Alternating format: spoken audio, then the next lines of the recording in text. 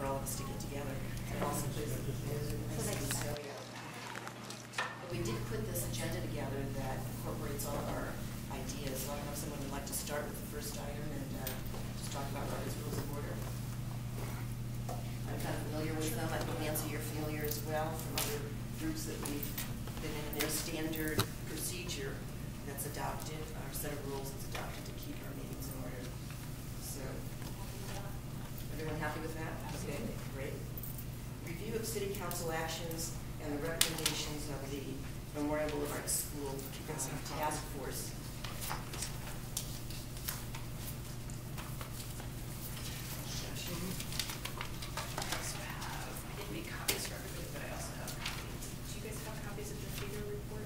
No, but we're on topic. So we're going to start first with the City Council actions. We're going to have the agenda of December 17th, 2015 special council meeting, at which time they announced our 5 names, but they then took action and actually appointed us or acted on our 5 becoming the initial board of directors. I do want to report that under state statute, the 7 incorporators are really required to make that appointment. So we have a formality in seeking their action, and I'd like to recommend that we propose to meet with the 7. They are members of the community that have spent a great deal of time both on the task force and in other ways volunteering their time and talents to get us to this point.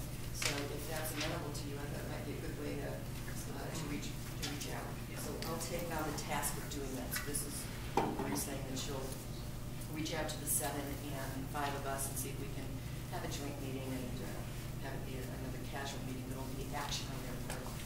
And then Josh, you just passed out this July 14th, 2015 report. I'm doing this partly for the record and partly for the note taker out there so that we know what we're looking at. Sure. I believe this is the final report that the Memorial Boulevard Task Force submitted to City Council back in July.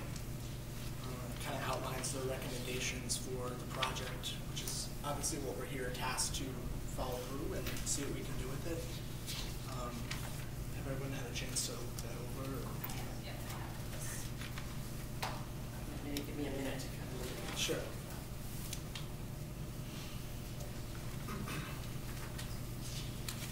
So I'm looking at page 2, the summary point. The task force recommends that the city retain ownership for the first 3 to 5 years and be responsible for the code upgrades as the nonprofit entity ramps up and creates a board of directors, begins fundraising, and prepares to take ownership and responsibility for future phases of renovations in subsequent years. At this point, the nonprofit is committed to pursuing a path that would lead to potentially reimbursing the city for some portion of its phase 1 outlays by the end of the study period as a show of good faith and partnership. Revenues and operating costs of the theater and building will be the responsibility of the not-for-profit. Well, they're talking about that 3 to 5 year period because this is dated July 14th, and you were nominated to do this. Right. So when does it start? So when does that start? Well, interestingly, the IRS's rule for new 501c3s gives you about 3 years to make your first filing.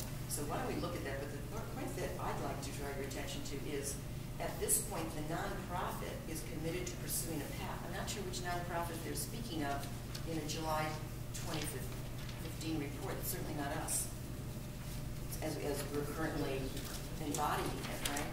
No, I think it was just in the future. I think we're the nonprofit entity that's going to be doing that.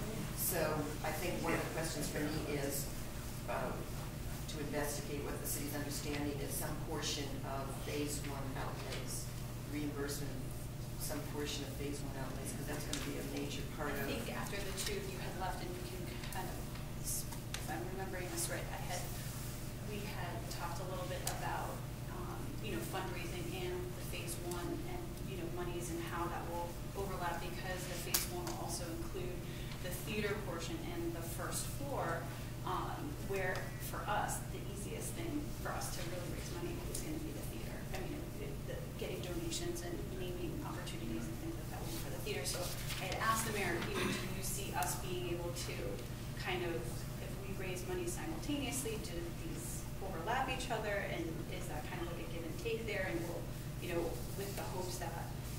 once their phase one is done, construction can immediately begin on phase two and phase three for the second and third floor. So he was open to, you know, if we have people that are interested in naming rights to seats or fundraising opportunities, that money can go towards without being able, you know, without taking away from what the city is contributing to. So he said that he was, that was kind of what I got from him as well. Would you all be comfortable if we began posing these questions as questions to clarify? Because I think that when we get into even naming rights for seats in a theater, that has to be part of a very large plan of development and fundraising that does include some larger contributions, you know, and larger maybe naming rights, also grants. It may be, you know, traditional cultivation of donors and some other ways in which we get money. One of the things I wanted to point out in the task force report, they did a really good job of looking at similar models from other communities. So if you haven't looked at the Niagara Arts and Cultural Community Center, that's a really interesting model. And I think the big part of looking at this is we wanted to make sure that we're following their recommendations and that we're, you know, pulling what we like from what other communities have already done and have done really well. And what's really important about the Niagara Community Center is that it's the same architect and the same building. It's the same outline of the.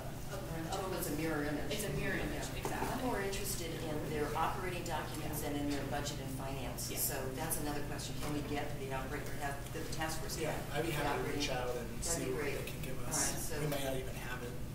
Okay, that's great. So Josh is going to reach out and get the operating documents and policies and any financial information, budgets, and you know, their history of fundraising. Yep.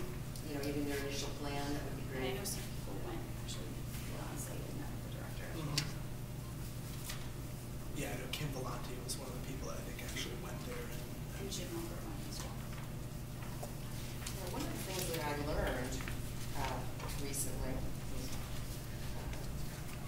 was that the school, and I believe Memorial Boulevard as well as the grounds around Memorial Boulevard are really under the purview of the Parks Department. So that was going to be my question, is that correct? That is correct. So I'd like to one of my questions, I'd like to understand the process by which the Parks Department's approval and control and restrictions over anything that we might want to do, including fundraising activities on the fields, not in the building, until such time as we can conduct something in the building. What are those restrictions? Yeah, we touched base on that, didn't we, our first meeting? Yeah. Somebody brought that up, because I put that in some of my notes. I think Morgan asked the question whether the grounds are going to fall under, which they're not. It's just going to be the building. But I think we can, having worked in the Park and Rec Department for 4 years, I know we could request a special event application from them and have access to the grounds. But I believe there's insurance requirements that we'd have to provide them, which I don't know that we have, you know, set up at this point. Is that just getting a certificate of insurance Yeah, from the yeah. city? I've got. Well, it'll be From our from insurance our insurance provider, naming the city as additionally insured. Usually it's like a $2 million, $1 million, $2 million, something along their liability. So I'm pretty sure it's as easy as filling out that application and. And I'd like, my question is, what are we responsible for? And I'd like to know that in legal terms. If it is the building, I want to know what is the description of the building, and what is our relationship then to the other parts of the city that manage access to the building, including our ability to work collaboratively with them, to your point earlier, Morgan, and in a way where we can enhance our fundraising capabilities and just visibility to Bristol and to the school. Yeah, and I asked the mayor about that as far as in terms of constructing a budget, and would that fall under something that he would be willing to provide for us, or was that something that we would have to get an additional, put additional funding in our budget for access to the building? And he said during regular business hours, we wouldn't have to add that to our budget, but if we were to show the building or need access to the building on Weekends, nights and weekends, evenings, that kind of thing, we would have to kind of offset the cost of that.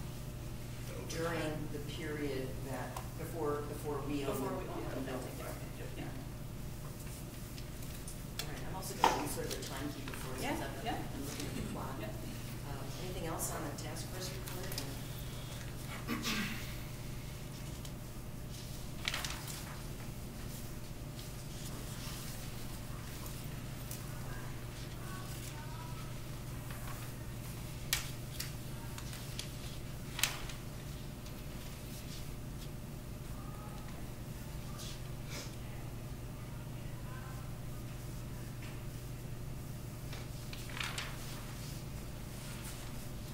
Our first agenda is going to be, when I say, I'm here, because it's on the action points, is we have to create the bylaws and get that paperwork.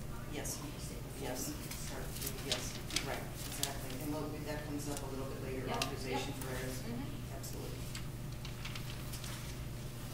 Although, I believe the task force did raise some funds, and Josh, you were very good at drilling down and finding out it's a small amount of money that's being held at the Main Street Community Foundation. So that would be a model that we want to continue to use, because even with the IRS filing, it normally takes several months, or used to take several months to get the designation. Do you want me to talk a little bit about that right now, or wait till we get to the Why don't we budget wait till we get to piece? the budget Okay, piece. because I found out some more on that. Okay, great. Good piece of it. All right, anything else on two? I just want to acknowledge that people did a really good job. Everyone on the task force did a really good job putting this together. And I think it's something that we should refer to often and, as a document to guide the project and move it forward. I appreciate everyone's hard work to kind of get us to this point. This is why I thought it would be good to meet with the incorporators and to also, thank them. They basically are taken from this group of 9, I think. Yeah, exactly. And I see that Frank Strosky is a member of the task force. He's here tonight. He's not, he is here on behalf of his interest in the building committee and making sure we coordinate. Okay, so review of certificate of incorporation and mission. So let's just quickly go through that.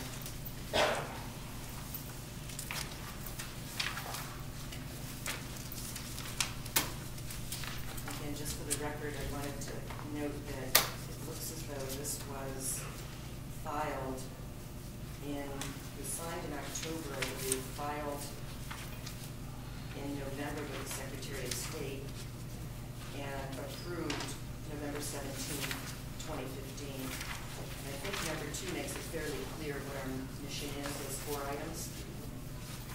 Renovate, maintain, and operate the historic Memorial Boulevard School Building as a multifaceted center for arts, education, and culture. Serve as steward for the historic preservation of such building, to provide cultural enrichment to the citizens of Bristol and the public at large, thus enhancing the quality of life for all, and to encourage and nurture aspiring artists of all ages. So our corporation does not have members. Our board of directors is authorized to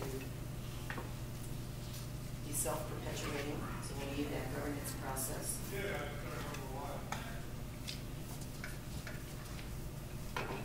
Corporation is nonprofit, cannot engage in political activity and lobbying.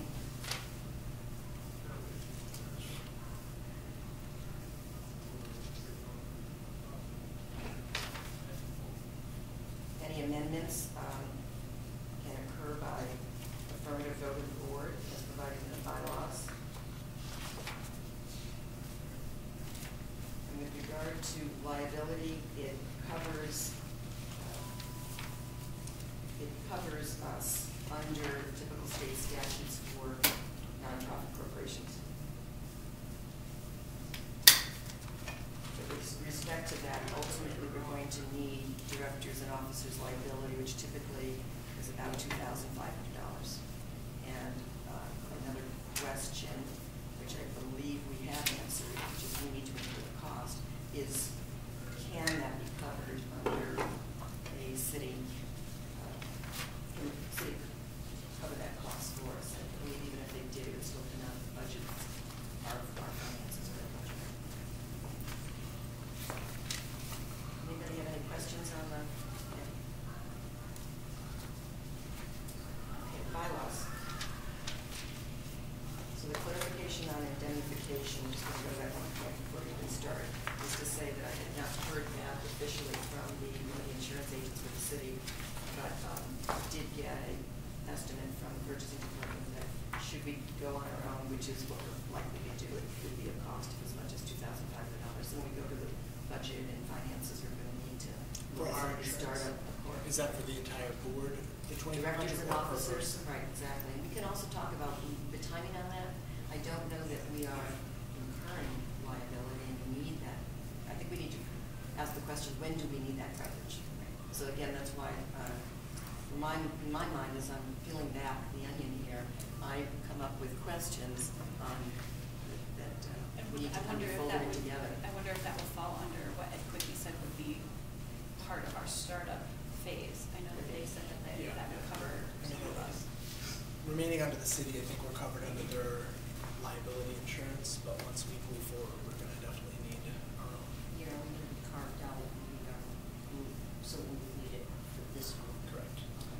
So that brings up the question, when do we file, right? Yeah. So we may want to, just slowly work our way through all of these various documents that any organization needs in order to get there. So do you want to take a look at the bylaws? I do not have a copy of the bylaws. No. You have it? Yes. By email. I don't know why.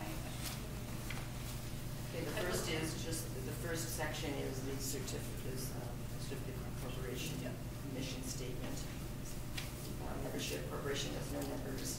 Board of directors, at least 3, but not more than 9 members of the board.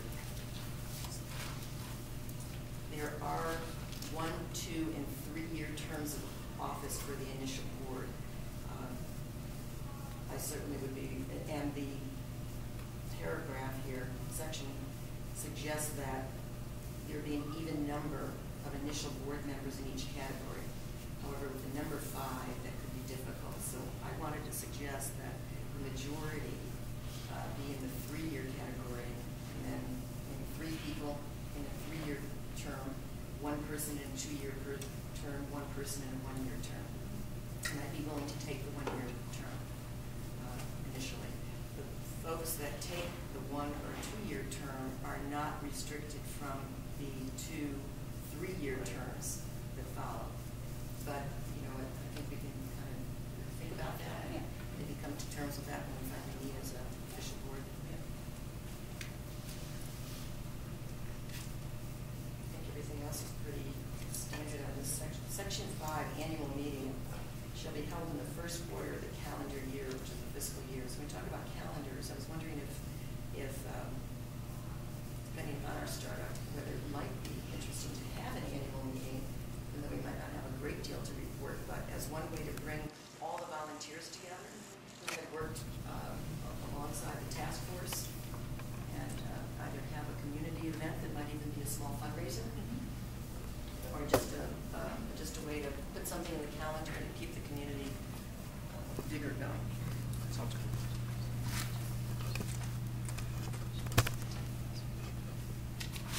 You receive no compensation. It also helps feed into the liability costs.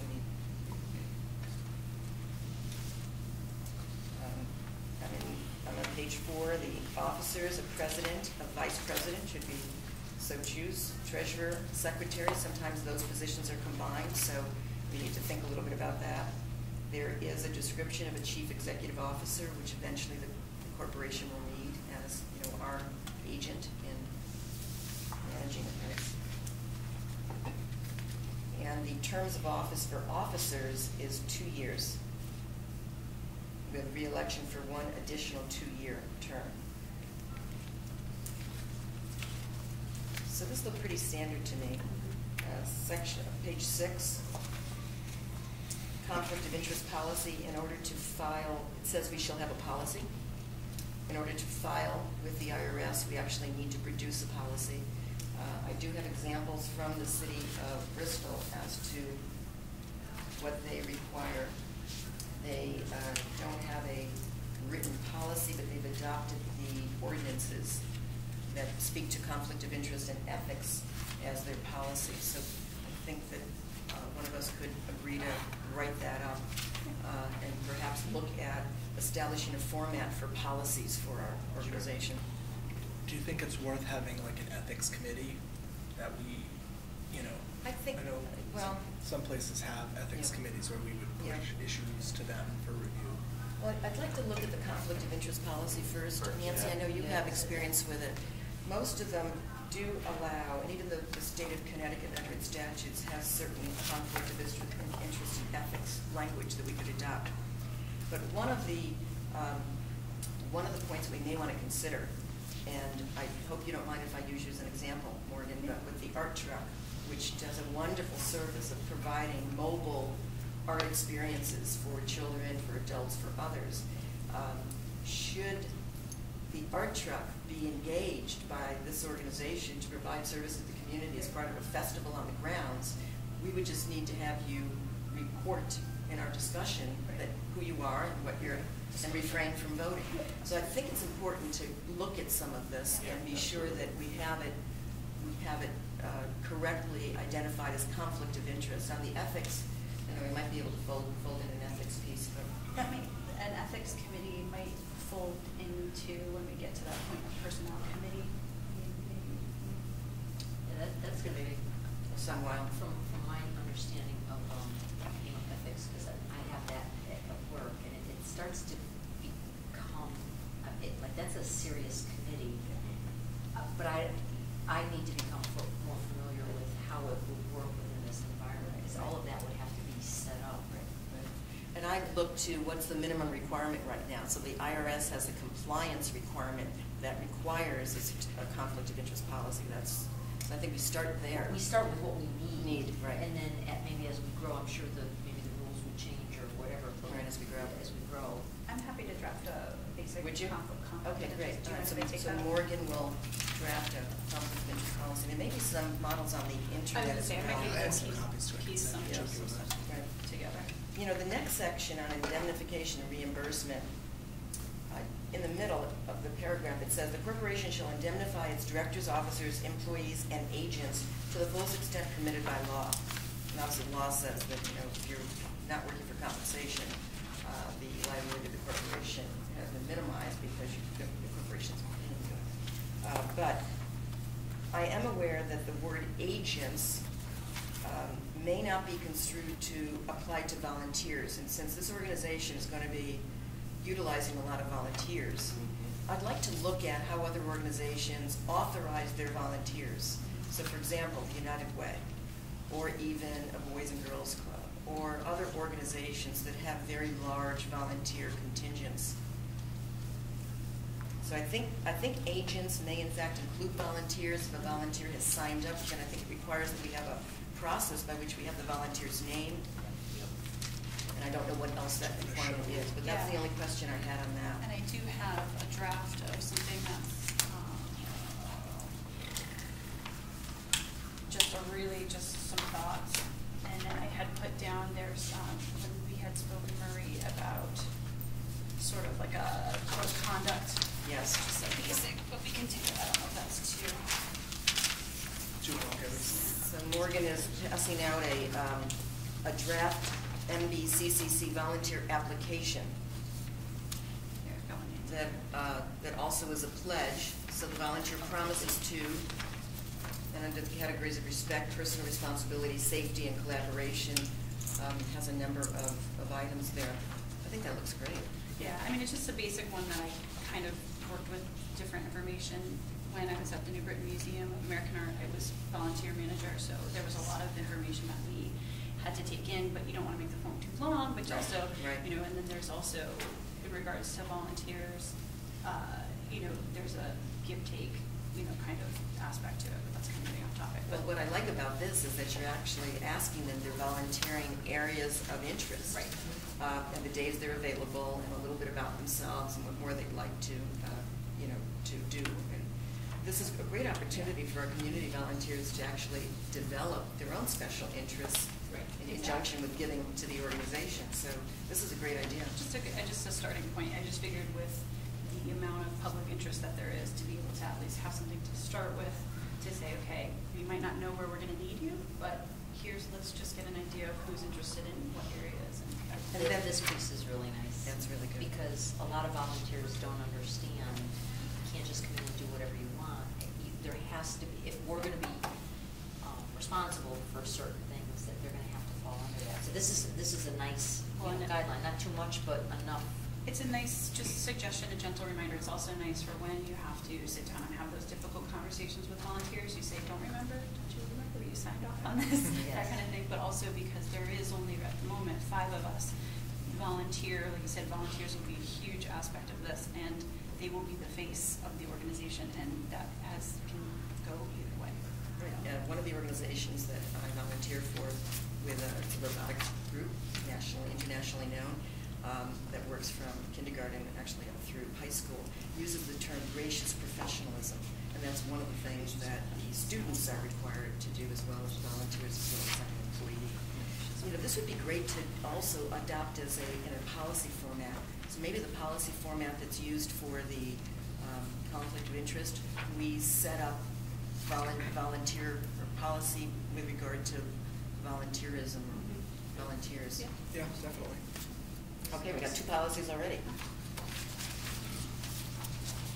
Okay, anything else on the bylaws? So we'll talk again about terms for initial board members as all of you think about what fits into your current lives and what you'd like to commit to, unless someone wants to say something now. I was just looking at, sorry Steve, I just was looking at the financial responsibilities and auditing and things like that. Does that, I'm just looking at that, unless a different accounting should be calendar year. That'll just have to be something, an audit. We'll have to make sure there's a budget for that. Right, and that is very expensive, as you know. Yes. So again, there are questions I have about, for example, on the contribution side. Should contributions continue to go to Main Street Foundation? And they are a long-standing foundation that does audit its funds, accounts and funds. Can we depend on them for some part of our financial report? Obviously, some part, at least the first year's financial report, there'll be monies coming from the city. Can we depend on that? So we may be able to get, may not need an audited financial report for the first year, depending upon these other sources. Right, I'm wondering if, if with the money that's in the city money, if donations go to that, does that cover that as well? If an audit, does this get considered into the city's audit? Money from the cities? I'm not sure. Again, I kind of think about our reporting to the IRS eventually next year, whatever the form is. Once we become designated a 501c3, I think it's Form 990. Yeah. You need to provide your own audited statements. So it'll be separate. Yeah, separate. I think it'll be completely separate. And it's one of the reasons someone had talked about, the mayor had talked about interest in finding an accountant or finding some folks that might be able to do some pro bono work. Absolutely. So, okay, adoption of the 2016 meeting calendar.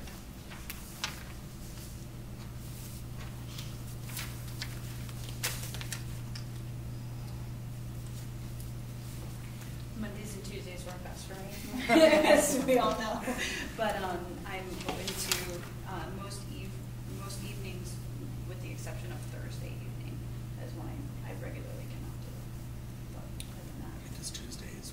then we'll do special meetings as needed. Okay. That'd be my recommendation. Yeah, I'm comfortable with that. I'm not available the first Tuesday of the month. I've already committed to another organization and been in that role for 2 years. So the second Tuesday of the month would. Second Tuesday, and that works because that is, we can meet in the evening, and then that would be the following the building committee meeting. That'd be great. Reports on that. So the second Tuesday. Second Tuesday. Does that work for you, Nancy? Yeah, like I said, I do have some trips already planned. I can't tell Just you. one thought, there. do we need city council representation at all? Because that's one thing, I think, right? So let's ask that question. I know that Councilman Gagnon should have been aware of this, but everyone has. I don't think they're true. The building committee meets the second Tuesday of each month. That's in the morning though. Yep. Yep. Second Tuesday? Yeah. And do we want to meet here? Is this a good meeting spot for This is a good meeting spot. I'm happy to put that on the schedule. That would be great. That would be great. I was just going to ask, is the time, is even 6 o'clock, is that too early? Yeah, 6 o'clock works for me. I don't know. I'm just Steve, asking you- whether so it's. there- It's Huh? kind of But getting close. you for work me. in Glastonbury, I so work in that's hard Glastonbury, to so get back. It's traveling for me. Yeah. But Okay. if I'll make it work if the rest of the group is, okay with I that. mean, 6:30 is fine with me. I can do 6:30, that's fine, that's fine. You can be very efficient. Nancy. Yeah, second Tuesday of the month works for me, except next month in February, I have a conflict. That's the only Okay. issue. Okay. But on a regular basis, that's fine. Okay.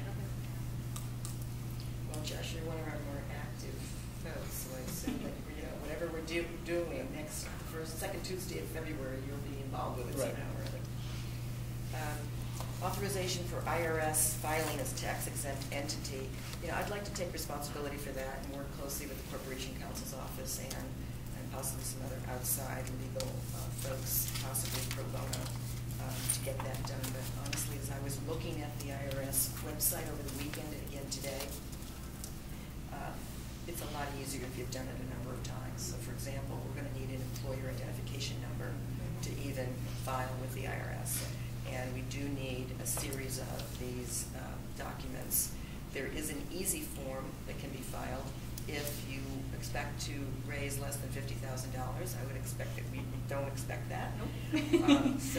And I think that it's something that we should be engaging in the services of counsel, as have been engaged for us with this already. So I can take responsibility for working with Corporation Counsel's office and just reporting back at our meetings.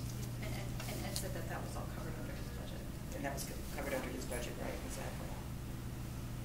And it would be as a public charity, not as a private foundation, obviously, because we're going to be getting, hope to receive more of our funds from the public than from private sources. Okay, finances and budget. I'd like to take the lead on that. Sure. So I dug into it today and looked at what we have so far. It's already been raised by the task force.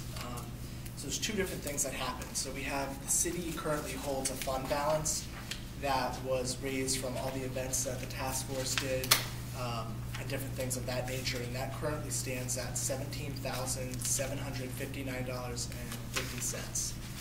And Say that again, Josh. That's Yep. 17,759. That is the result of yeah, all but the fundraising that was done by the volunteers? correct. I Oh, think that that's was wonderful. That was done.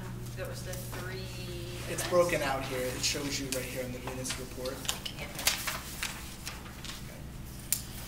And comptroller said that I believe they said that there was some items tied into, there's more money raised than this, but there was some type of fees that was already tied in.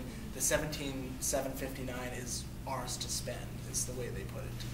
So is this what exists at Main Street? No. No. So this is what the city currently has. This is a city munis report, and this is what the city currently has in their account. So I don't know if this is something that we want to have rolled over. I mean, it's definitely something that we Well, need at to some have rolled point, over at but some point. we're not ready for that Right. quite yet. No, I mean, I think Yeah. what we need to do is really generate our official budget, and then that would be part of the seed money that, has been at least somewhat discussed by the Do you mayor. want to kind of summarize what happened after these guys had left when Glenn Papo came into the meeting with us? He just kind of said, he basically said if we can do a budget from January to July, or Right. January to June 30th, and then do a second budget for July 1 through the year end. To fit their fiscal To year. fit their Did fiscal you year. get a chart of accounts from I him? did. I have Okay, one, so yeah. we'd like to have whoever works on the budget use that chart of accounts, make it as easy as possible for the city, and we can certainly put a budget together for those 2 6-month periods. That's what I said. I said that's easy enough for us to do. Steve, can I ask, because you do a lot of project management stuff, does that also include the financial Yeah. and budgeting part of projects? Yeah, budgeting is You're- 80% of my life, unfortunately. How do you feel about No, I was leading going to this say I effort? would tap myself to Okay. go for that. I'd love to work with you on it. Yeah, absolutely. I like sort of the engineering part of the project management stuff. Yep, But, and want to be sure that we're on track with what the building committee and others are doing at City Yeah, Hall. absolutely. But I'm also interested in the financial end and making sure that we have, we can be as creative as possible. Yeah, absolutely. Did Glenn say how he wanted this presented? Are you doing it like, are we gonna have access to Munis to enter this into Munis for them to review, or are we just I providing think them he said something? and they would be providing him the information that they would. Right, and I own it. just, yeah, and I had just said, do you have like a GL chart that So we we could can just mirror that to make it easier, Okay, more great. seamless for them. That'd be great. Okay, so that was the one thing that was done. So that's the money that sits right now with City Hall. The other thing that was done is they created a fund agreement with the Main Street Community Foundation, which I believe Susan Sadecki, I spoke to her this morning, and she said that the thought process was that all the money was going to go there, but having not been at that beginning stage, I'm not sure why some is here. Regardless, there was $1,184 that has been in that fund, and she said that those are made up of 5 community donations. And so I have the agreement here that the city made with them, and essentially all the donations can pretty much be used for anything within the project. There's specifications, but for the most part could be personnel, could be building stuff. I mean, there's a lot of different things we can do. And there's even the stipulation here that if for some reason the city chooses not to move forward with giving us the building or the project in general, that all the money that they're holding in that fund would then go to the Friends of the Bristol Parks and Rec Fund, which would be used to support park enhancement projects. So there's like that backup in the event that they choose not to. So it's a restricted fund? It is. That is a restricted fund, but it really is gonna come to this group first. That's what Right. Yeah. So I think the question You may is. need a copy of that agreement, just as you build the Yeah. budget, particularly when building the budget for all of us, you can collect the Yeah. documents. I mean, does anyone have any thoughts about, are we going to continue to use the Main Street Foundation as a source to do it, or are we wanting to pull away from that? And does it say what the structure, I'm not familiar with their fee structure is, on what services they provide. because there was some type of Steve, administrative. I can see you've got some comments. No, I go two sides of the coin there. So I like the fact that they're community-based. They're based in Bristol for the most part. They're very community-centric. I like the administration of it as well. So it takes a lot of the burden off this group here. The other question is, what Morgan asked is, what's it going to cost us, or what's it going to cost the project to utilize them? So.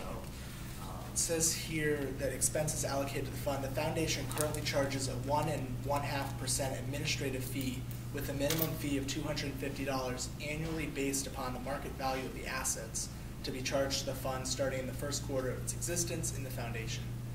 Future administrative fees charged by the foundation will have a goal of keeping total fees at the lowest level possible for the services provided, et cetera, et cetera.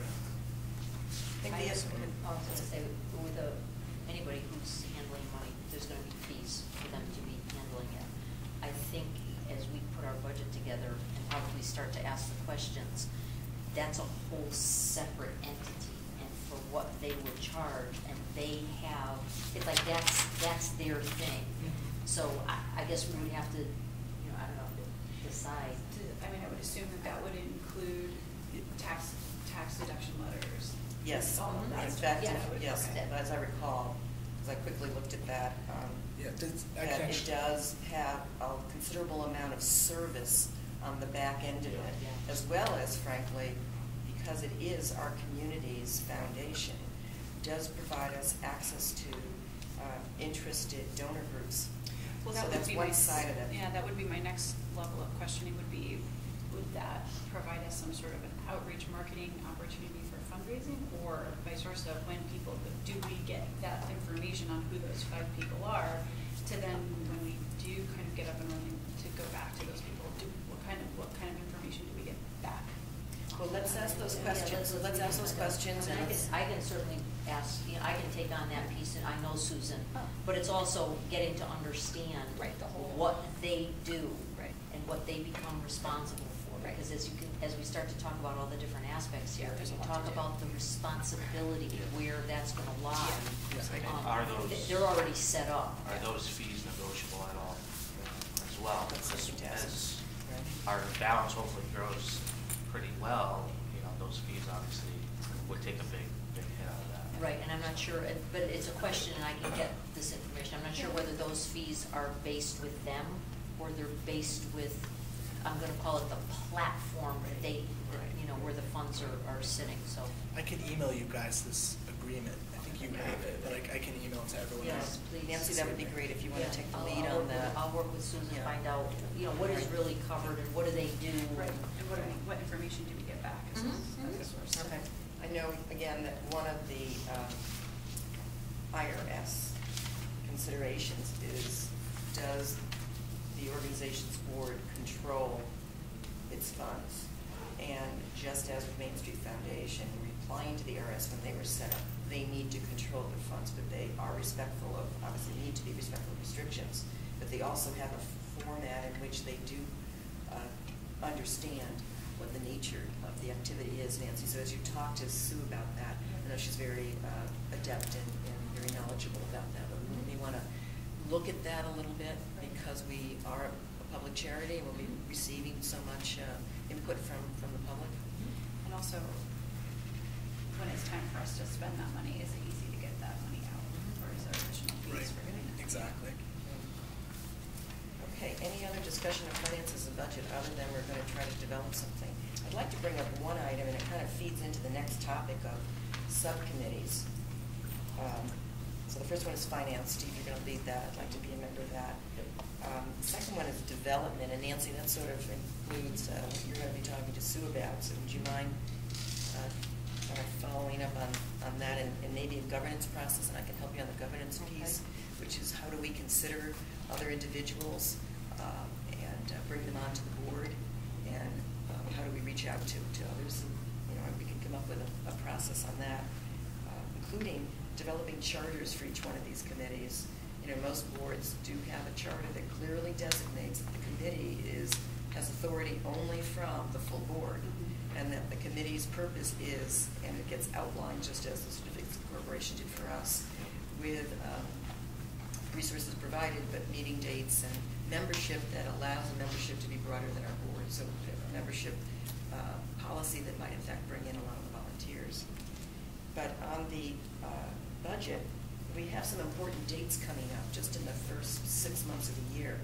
And certainly the Bristol Press's article about, I believe it is, anniversary of D-Day, June 6th, the Traveling Vietnam Memorial coming to the city is a wonderful opportunity for us to maybe work alongside that group in the Parks Department or whatever to see if there might be some activity on Memorial Boulevard or on the grounds of Memorial Boulevard School.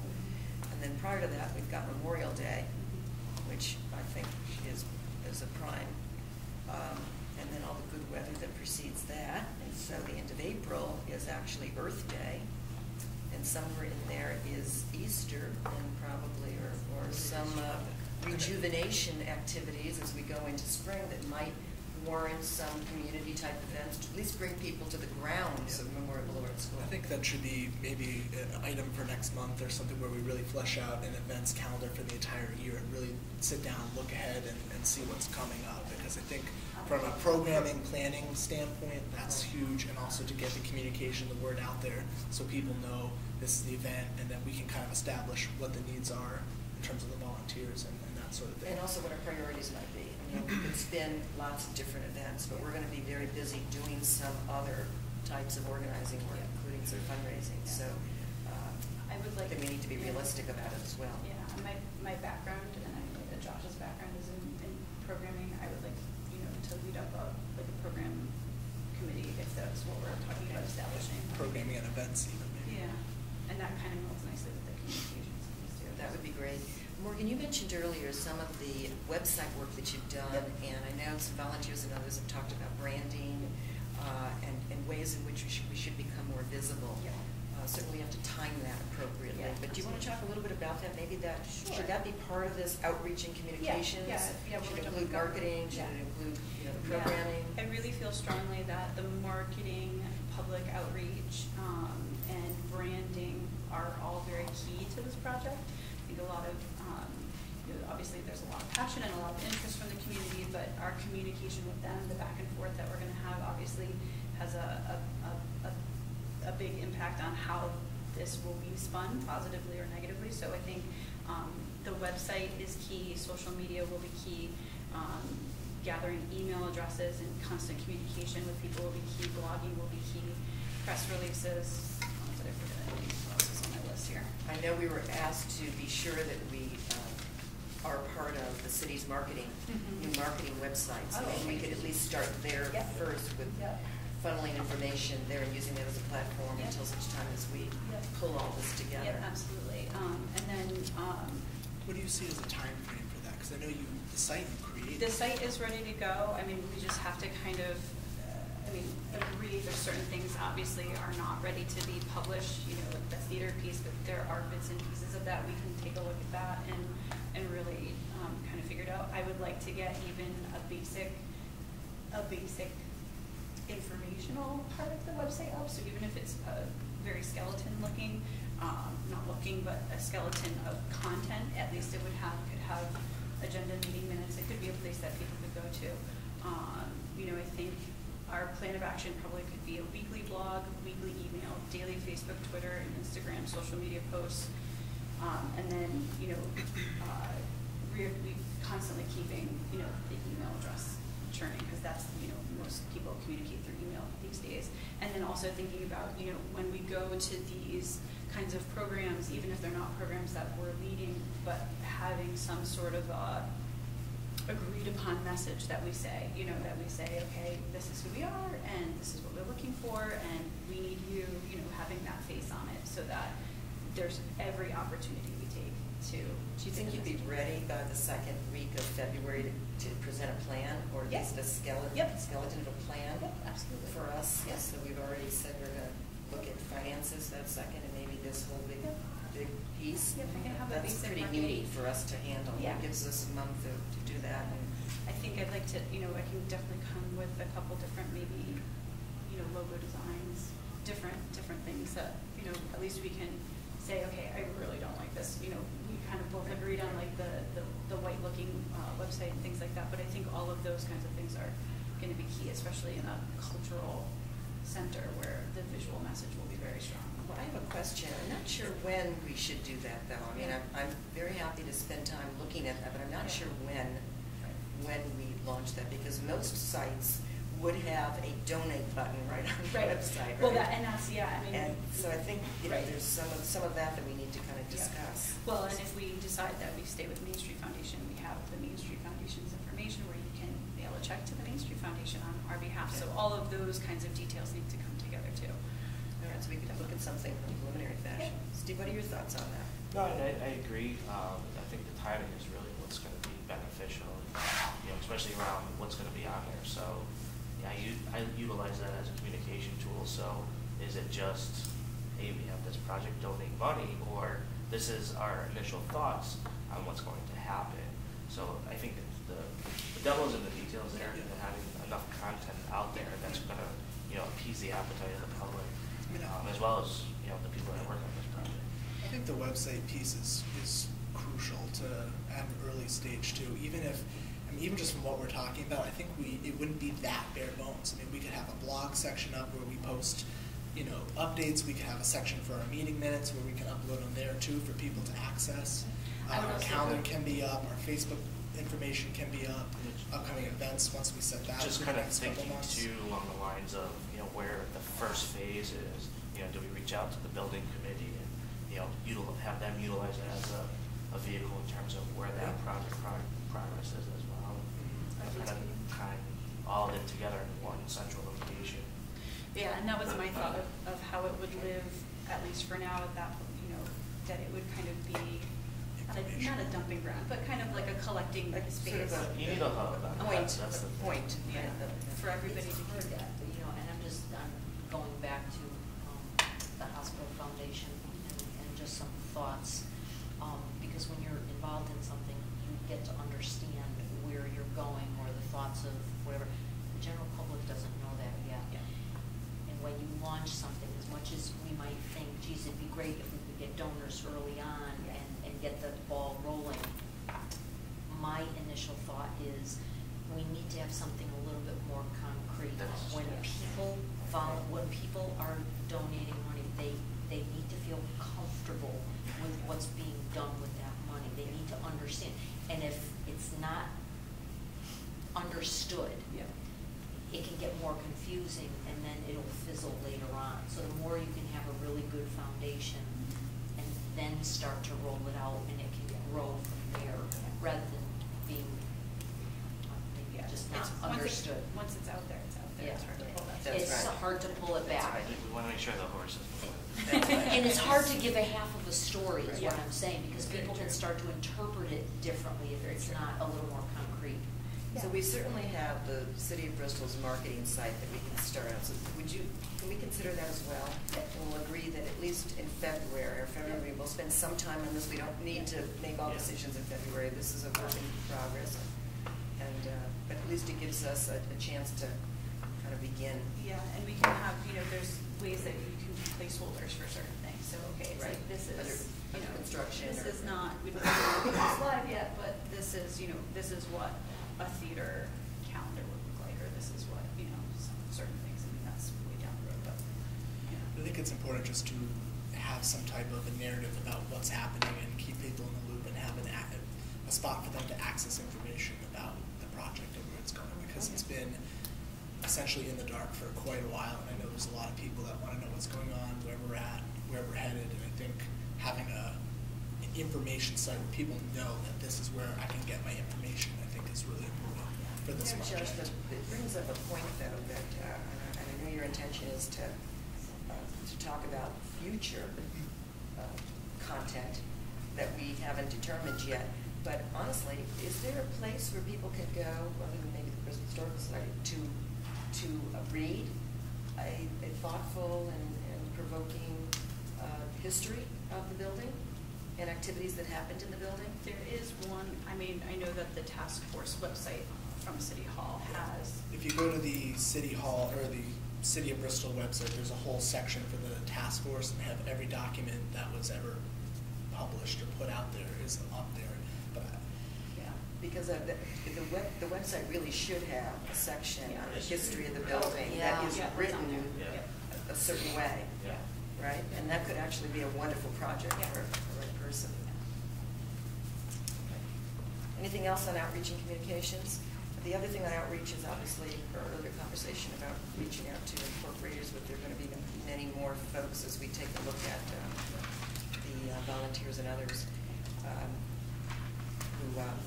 who have been so much a part of the task force activity in the last 2 years.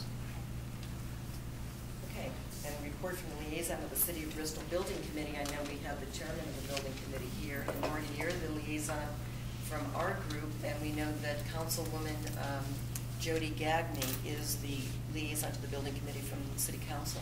So Frank, thank you for being here tonight, and we hope to stay in close connection with you. Well, and the committee. I certainly, in fact, there's got to be a close connection as we move forward. Understand we're funded actually through, I would say, April, because we expect if everything goes along, by sometime in April, we will have a hard number for the theater and the first floor. And of course, from there, we have to be funded for that entire project. So that I certainly welcome the enthusiasm I see here. It's as enthusiastic as the original group that we started with. So, it's just a fantastic opportunity. You talked about the building in New York, which is very similar. Well, it's very similar. It's the same architect, but they really don't have a theater. And the condition of the building when they received it compared to the condition of the building we have, yes, it needs millions of dollars of work, but the overall condition, there's no difference. We've just got a gem here which needs to be protected. very excited. So yeah, I'm happy to go to those Tuesday morning meetings. I believe they start next week on the 12th. Correct, and then- Tuesday at 9 o'clock. Where are they held, Frank? In meeting room 1. Meeting room 1, okay. Very nice. Anything else? Because we are at the end of our agenda at 7:35. And since we were publicly noted to be here until 8 o'clock, however, we are not a public entity. I don't think we need to continue to discuss until 8, but just any other thoughts that people had? Yeah, we mentioned it a little bit, but do we have any thoughts on populating the rest of the board and how quickly we want to do that and what that process is going to look like? I think you mentioned that there'll be the government process and we'll start talking about it. Does anyone have thoughts on what that'll look like? Because I know there's people that have, reached out and have expressed interest, and we just want to make sure that there's communication there in terms of what we want. One of the things that Marie and I worked, I thought, very well together when we were on the hospital board together and through governance. From my perspective, this is all very new to me. The whole process is new to me, and I'm trying to learn. I'm very excited about that. But to work on the governance piece, the part that was important to me and Marie at the hospital was when you start to populate a board, you really want to know what strengths you need, and to make sure that those are the strengths you're really getting people involved with. So to say personally right now, I don't know what that is because I'm still learning some of this. Marie has a much different background than I do when we were doing this, so I'm still trying to learn. I think maybe, I don't know, maybe at the next meeting or whatever, we would have a better idea, unless somebody here already knows. If you've been involved in this process and you already know that we're missing something, then we would put something in place to make sure. We actually asked for resumes, even though these were volunteers. That's why I really liked your form. We actually looked at people's resumes before we asked them to be on certain committees and on the board. So, and we also looked at some resources from wonderful organizations, national organizations, that are geared to good, strong board development, board management and governance of different organizations, primarily nonprofits. And there basically is a wheel of skills that you want to be sure you have represented on your board, if for no other reason that in these board discussions that you are able to bring all of that to the discussion and to the debate. And by the way, there are simple things that many people don't know, that the board does not exist unless it is meeting at a table like this. When we walk away from this table, none of us represent the board. The board only exists here, and it's the dynamic of each of us as an individual bringing what our thoughts are and what our experiences are to the table that makes it work. So I was going to pull out that circle of skills that we looked at way back when, and some of the other resources from those national conferences. yes, Conference organizations, actually, boards. I mean, I would like to see, and I think we have all talked about this individually, that, obviously legal, like either whether it's somebody that's doing pro bono or is on a board, as on the board level, that I would also, I know the mayor talked about this as well, that there would be a council of advisors that could potentially either be board feeders or, some sort of a structure to support the board. So even if, my personal thought right now is to kind of let our dust settle and then figure out kind of the same thing, let our dust settle, figure out what are the other things that we need. My personal thought is that I don't think any of us are theater gurus. I'm not, at least, and I know nothing about operating a theater per se, the nuts and bolts of a theater. So and I know that that's a huge piece to this project. So I would like to see somebody like a theater, some sort of. So we'll go through that circle. Yeah. That is geared to the organization and to also what your mission is. Right. So we'll come up with that, just as the other committees have been asked to come up with a charter and a process. But in the governance process in particular, some of this can end up being fairly sensitive discussion that needs to be respectful of what we need as well as what people are offering. To your comments earlier, Nancy, that can be a very delicate kind of a thing. And certainly we also have the opportunity to change the bylaws in a fairly simple process to make a larger board should we need that at the time, or in fact develop a council of advisors, as most corporations might have, incorporators or a council of trustees, or, you know, maybe a wonderful name for a group of volunteers, calling them something, yeah. Do you have a thought on a process, or? I think we definitely need some type of process, some type of vetting process, and some fair way to do it. Once we've established, you know, some of the criteria and skills, I know the process that we went through on the board, Kim Vellante and Peter Del Mastro developed actual criteria of what they were looking for initially, and I think following something like that would probably be appropriate, but we can, you know, look at that when we get closer.